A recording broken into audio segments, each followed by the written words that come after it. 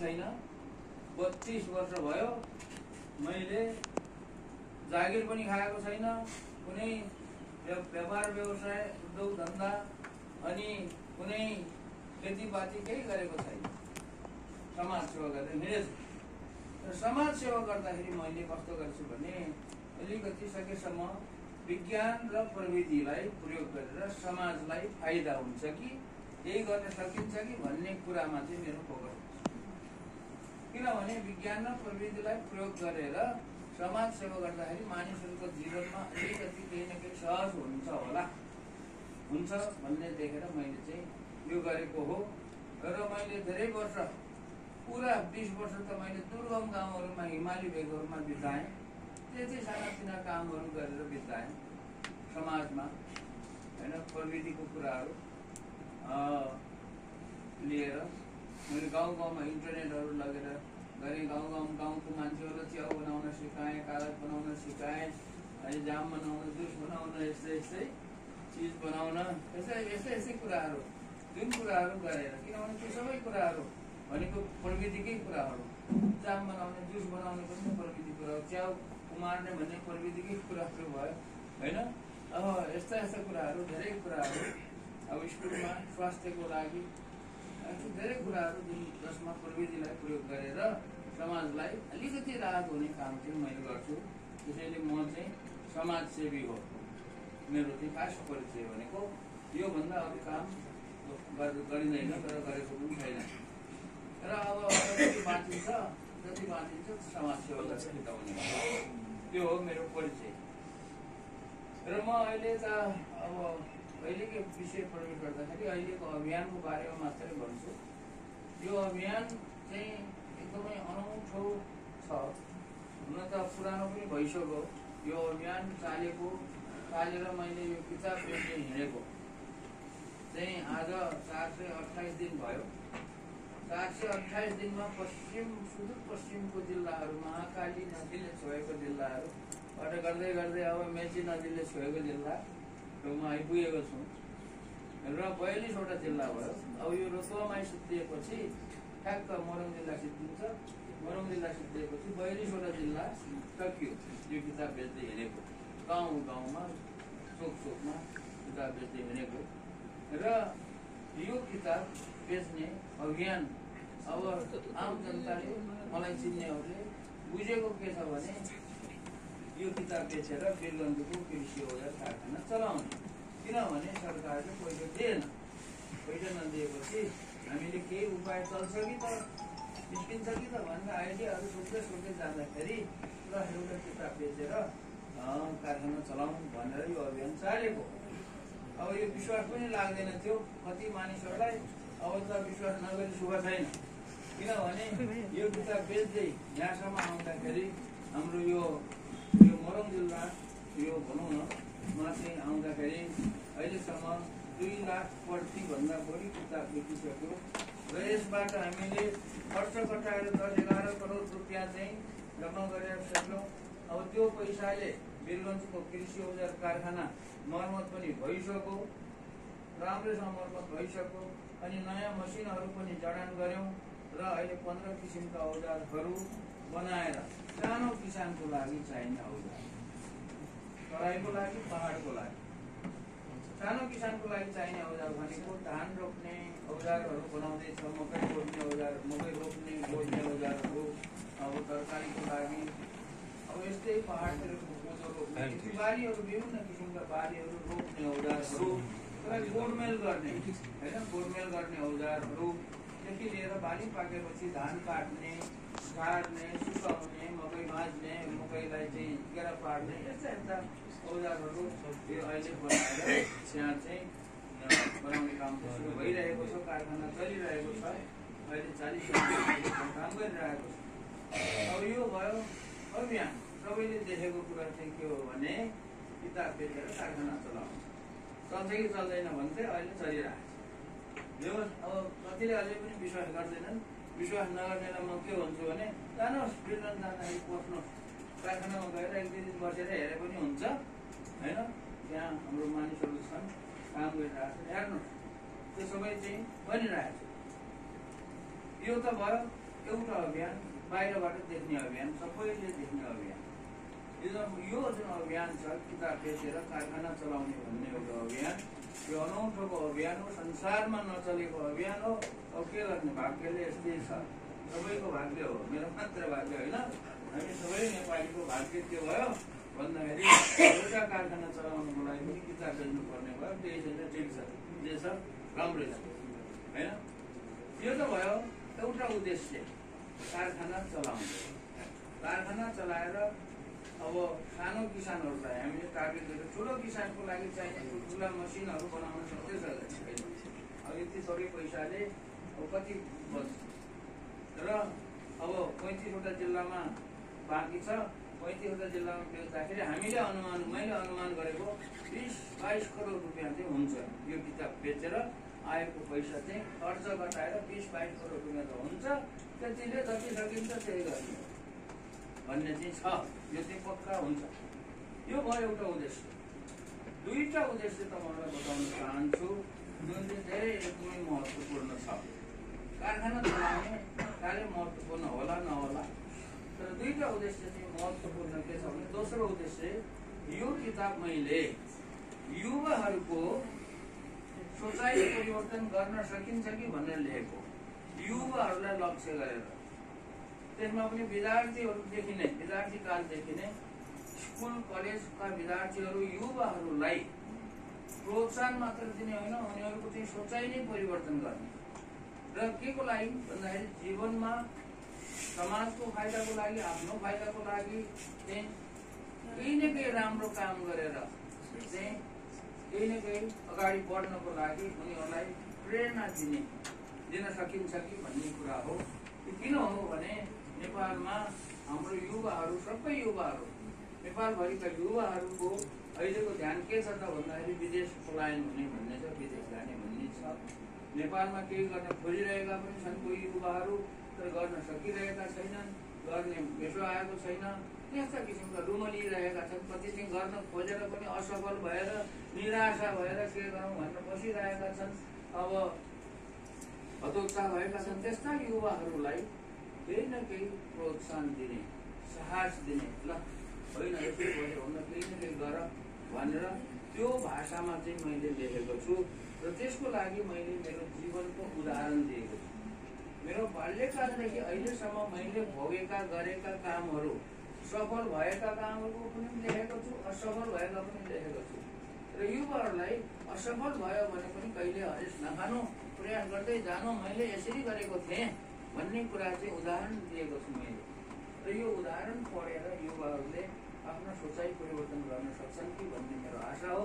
र सबैले त सक्दैन, सबैले त परिवर्तन गर्दैन। केही नभए पनि नेपालको यो जति पनि युवाहरू छन् त्यसमा 1-2 हजारले सोचाइ परिवर्तन गर्यो भने पनि त यत्रो लाखौँ युवाहरू छन्। लाखौँ युवाहरूमा 1-2 हजार युवाहरूले आफ्नो सोचाइ परिवर्तन गरेर मैले जस्तै जीवनमा केही न केही सङ्घर्ष गरेर राम्रो ठुला उपलब्धिहरू चाहिँ लिन सक्यो भने त्यो चाहिँ देशको लागि राम्रो हुन्छ भनेर युवाहरूको सोचाइ परिवर्तन गर्न खोजेको हो यो कुरामा। दोस्रो उद्देश्य। तेस्रो उद्देश्य चाहिँ के गर्न खोजेको हो भने हाम्रो नेपालको आम नेपाली जनताहरू, हामी सबैमा चाहिँ एउटा चेतना भर्न खोजिरहेको छ। त्यो चेतना कस्तो चेतना भर्न खोजिरहेको छु भने मातृभूमिको लागि, आफ्नो राष्ट्रको लागि एउटा सानो भए पनि, एउटा रौँ बराबरको भए पनि योगदान दिने बानी बसालौँ भन्दैछु मैले। सानो योगदान दिएर सबैले सानो योगदान दिने, त्यति थोरै योगदान दिए पनि देशको लागि राम्रो हुन्छ भन्ने एउटा उदाहरण दिन खोजेको हो। र त्यसको लागि यो किताब चाहिँ 750, किताबको मूल्य 750 रुपियाँ राखेर अनि सबैको 750 रुपियाँ जम्मा गर्दै गएको है। 750 रुपियाँ जम्मा गर्दै यहाँसम्म आएको छु। र त्यही पैसाले कारखाना चलाएको छु। अनि कारखाना चलाएर अब कृषिका औजारहरू उत्पादन हुन्छन्। उत्पादन भएपछि अब बिस्तारै अब ठुलो पैसा भएको भए, धेरै पैसा भएको धेरै मात्रामा हुन्थ्यो। अब बिस्तारै जति सकिन्छ औजारहरू आउँछन्। हामीले बनाएको औजारहरू गुणस्तरमा त्यसको चाहिँ एकदमै प्राइस मूल्यमा त्यति चाहिँ कमसल हुँदैन। यसरी बनाएर किसानहरूलाई आम नेपालीहरूलाई म के देखाउन चाहन्छु भने सानो योगदान गरे पनि राम्रै काम हुन्छ। 750 रुपियाँको योगदान दिनुभएको छ अहिलेसम्म। मैले भने 2 लाखले दिइसकेँ होइन, खासै पनि देलान्। अब 1-1.5 लाखले त अझै पनि दिन्छन्। अब 35वटा जिल्लामा घुम्दाखेरि गर्दाखेरि यतिजनाले 2-3 लाखले चाहिँ सानो योगदान 750 रुपियाँको योगदान गर्दाखेरि पनि एउटा कारखाना चलो, औजार बनो होइन, किसानले सुविधा पाए भन्ने किसिमको एउटा चेतना बढोस्, गर्नुपर्ने रहेछ भन्ने एउटा चेतना बढोस्। आम नेपाली जनताहरूमा मातृभाषाको लागि ठुलो होइन, पैसा मात्र होइन, कुनै किसिमले चाहिँ योगदान दिने चेतना बढोस्। राज्यलाई मात्रै कति गाली गर्छन् नेपालीहरूको बानी, राज्यलाई मात्रै गाली गर्ने, राज्यलाई फेरि केही नगर्ने आफैले, त्यस्ताहरू पनि छौँ हामी धेरै होइन। त्यस्ताहरूले चाहिँ अलिकति चेतना बढाउनको लागि यो हो। त्यसैले यो यसको उद्देश्य चाहिँ ठुलो छ। त्यो उद्देश्य भनेको एउटा कारखाना चलाउनु मात्र होइन, कारखाना चलाउने त सबैभन्दा पहिलो हो, सानो उद्देश्य हो। युवाहरूको सोचाइ परिवर्तन गर्न सकियो भने अनि आम नेपाली जनताहरूमा राष्ट्रको लागि केही न केही योगदान दिने एउटा चेतना बढाउन सकियो भने नेपाललाई ठुलै फाइदा हुन्छ। यो चाहिँ उद्देश्यको कुरा हो। अब यसरी घुम्दै जाँदाखेरि पालिकाहरूमा अहिलेसम्म हामी यो 42वटा जिल्लामा करिब 150 जति पालिका, 150भन्दा बढी पालिकाहरू पस्दाखेरि एउटै कुरा चाहिँ मैले अनुरोध गर्न चाहन्छु। पालिकाहरू के अनुरोध गर्न चाहन्छु भने यो जुन अभियान छ, अहिले हामीले अभियानकै रूपमा हिँडेछौँ। हामी त 2 जना हिँड्छौँ र जहाँ जहाँ जान्छौँ स्थानीयकै अभियान हो। अब चाहिँ हिजो हामी चाहिँ उता मिक्लाजुङमा थियौँ, मिक्लाजुङकै अभियान थियो, त्यहाँको साथीहरूको अभियान हो त्यो। रोतोमैमा आएको छौँ, यहाँ साथीभाइहरू आउनु भएको छ। हरेक जिल्लामा हरेक पालिकामा जाँदाखेरि त्यो सारा जनताकै अभियान हो। हामीले 2 जना मात्रै त हिँडेर आएको। अब एउटा गाडी चलाउने मान्छे चाहियो, किताब बोकेर हिँड्नु पऱ्यो, म चाहिँ पैसा सारेर सही गर्ने मान्छे चाहियो। 2 जना मात्रैको त अभियान होइन। त्यो सारा हरेक पालिकामा, हरेक गाउँमा, टोलमा स्थानीय जनताहरूले अभियान गरेका छन्। मैले यो किताब बेच्न सकेको छु।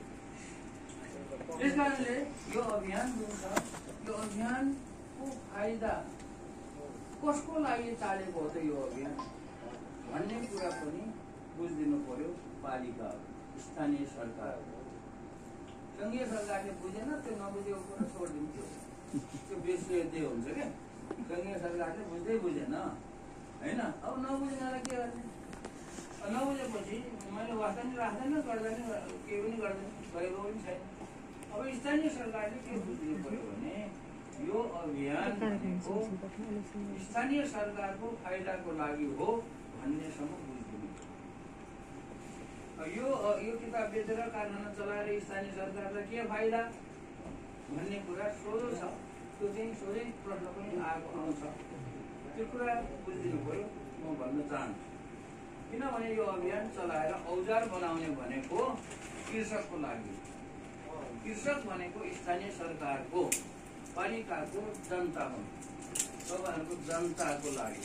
जनता पनि कति जनता भने यहाँ यो पालिकामा त 90% भन्दा बढी जनता त किसानै होला।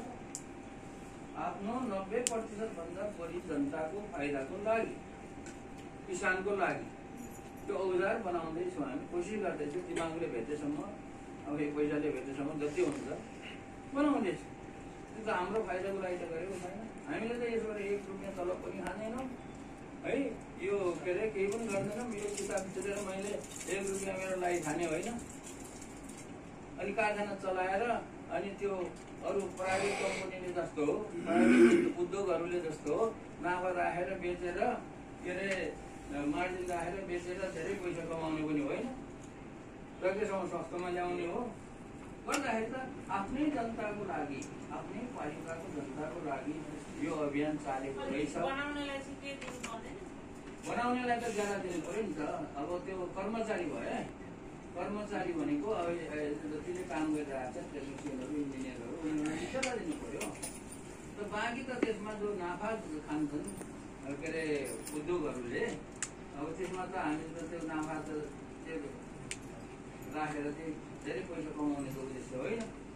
अब यसमा के छ त भन्दाखेरि तपाईँहरूले यो चाहिँ हाम्रै जनताको लागि रहेछ भनेर यति एउटा कुरा बुझ्यो, मनैमा बुझ्दियो भने राम्रो, एकदम बुझिदिनुहोस् भन्ने मेरो अनुरोध हो है।